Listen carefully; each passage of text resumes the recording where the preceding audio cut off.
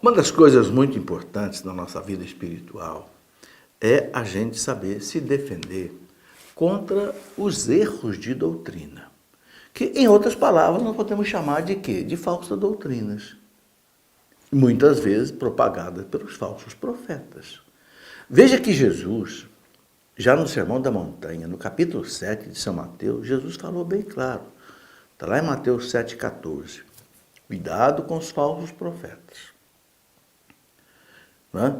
Jesus sabia que ele ia lançar a semente do Evangelho, o bom trigo, mas o demônio viria semear o joio no meio do trigo. Até que ele contou aquela parábola, né? Do joio e do trigo. Ok?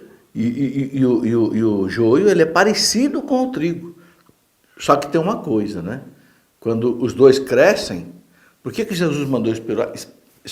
Espera, não arranca já o joio, não. Porque o joio cresce, mas ele não dá espiga. Então ele fica de pé. E o trigo, como ele dá espiga, ele fica curvado. Então é fácil de identificar. Então Jesus diz, apanha primeiro o trigo, queima o joio. Então, meus irmãos, é muito importante a gente olhar isso que Jesus disse, cuidado com os falsos profetas, porque eles vêm vestidos de ovelhas. Aí que está o perigo.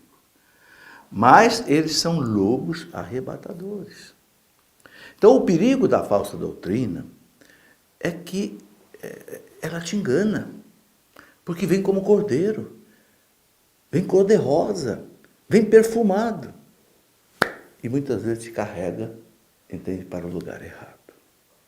Bom, eu até escrevi um livro, Falsas Doutrinas, né? Onde eu coloco aqui, por exemplo, nesse livro, mais de 100 doutrinas que não se compactuam com a fé católica. O interesse desse livro não é fazer briga com ninguém, fazer guerra santa com ninguém. O objetivo é um só, mostrar para os católicos o que existe hoje no mundo propagado que não se coaduna com a fé católica. Ou seja, que o católico não pode ser católico e ser, né, dessa seita, dessas doutrinas ao mesmo tempo, porque são incompatíveis. É como, por exemplo, no futebol, alguém que querer ser corintiano e ser palmeirense ao mesmo tempo, não vai ser nunca. Porque são coisas incompatíveis. Você entendeu? E por causa disso também, como São Paulo fala das falsas doutrinas, São Pedro falou das falsas doutrinas, São João falou das falsas doutrinas, nós tivemos muitas heresias na história da igreja, arianismo, né? Depois do arianismo teve, monofisismo, monoteritismo, 1000 heresias, 1000 erros de doutrina. E muitos católicos não conhecem essas coisas, não conhecem esses erros. Então, eu comecei pelo nosso site Cleofas, comecei uma escola da fé online. Qual é o objetivo dessa escola da fé online? É um curso de doutrina. Um curso de doutrina católica, baseada no catecismo da Igreja Católica, na teologia católica, nos documentos dos papas. Entende? Para quê? Para que você tenha discernimento. Ou seja, você tenha um alimento sólido. A carta aos Hebreus, lá no capítulo 5, fala exatamente isso. Que a criança, ela toma leite. Por isso ela não tem discernimento, ela não sabe distinguir o certo do errado. Mas a carta aos Hebreus fala, o adulto é aquele que toma alimento sólido. Então ele tem discernimento. Então essa escola da fé online é para nós termos discernimento. Nesse meio nós estamos tratando das falsas doutrinas. Tratamos já de Jesus Cristo, da doutrina de Cristo, e aquilo que não se compactua com a doutrina de Cristo, ou seja, as falsas doutrinas.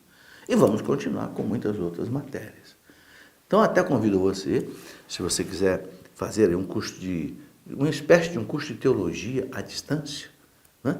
Você acessar aí o nosso site Cleofas, tem lá uma caixinha escrito Escola da Fé Online, você clica ali, tem as informações todas para que você possa assistir essas aulas, que são diárias, de segunda a sexta, e na sexta-feira eu respondo as perguntas que os alunos podem me mandar, de modo que assim a gente vai entendendo o que é a verdadeira doutrina de Cristo, o que são os erros, e a gente não se deixa enganar. E possa, inclusive, ajudar os outros também a viverem a fé cristã corretamente. Segundo aquilo que São Pedro disse, né?